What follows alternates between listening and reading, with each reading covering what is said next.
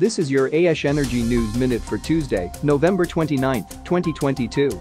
In mainstream news, CNBC reports.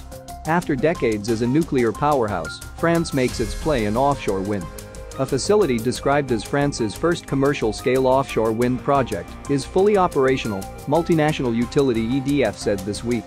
The news represents a significant step forward for the country's offshore wind sector, with more projects set to come online in the years ahead.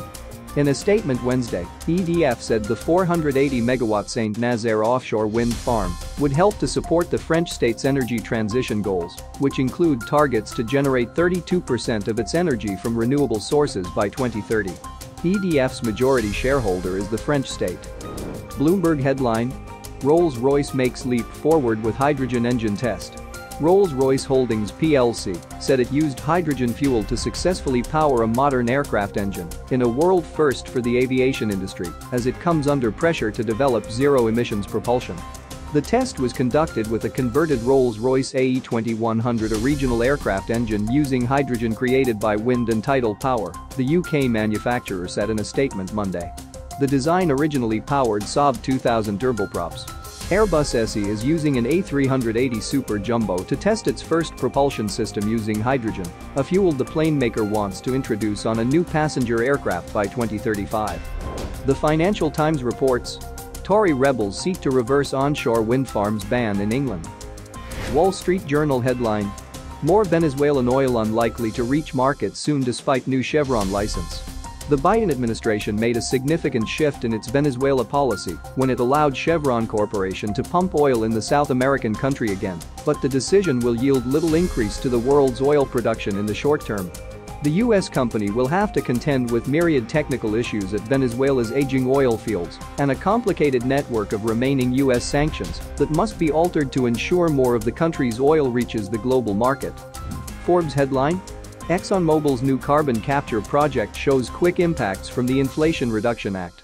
Louisiana Democratic Governor John Bel Edwards welcomed on Wednesday the announcement of a major new decarbonization collaboration between ExxonMobil, CF Industries and EnLink Midstream, focused in his state. Billed by the governor as an unprecedented project in method, scale and scope, it also provides a proof point showing that the incentive provisions contained in the recently enacted Inflation Reduction Act (IRA) are already having an impact. BBC reports.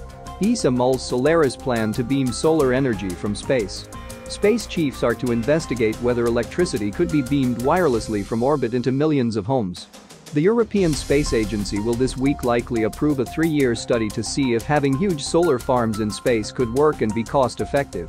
The eventual aim is to have giant satellites in orbit, each able to generate the same amount of electricity as a power station. Research ministers will consider the idea at a Paris meeting on Tuesday. While several organizations and other space agencies have looked into the idea, the so-called Solaris initiative would be the first to lay the ground for a practical plan to develop a space-based renewable energy generation system. EnergyLiveNews.com reports.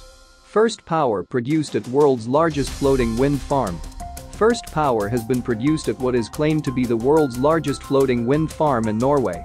The first turbine at Hywind Tampen generated electricity for the first time on 13 November 2022, according to Norwegian energy company Equinor.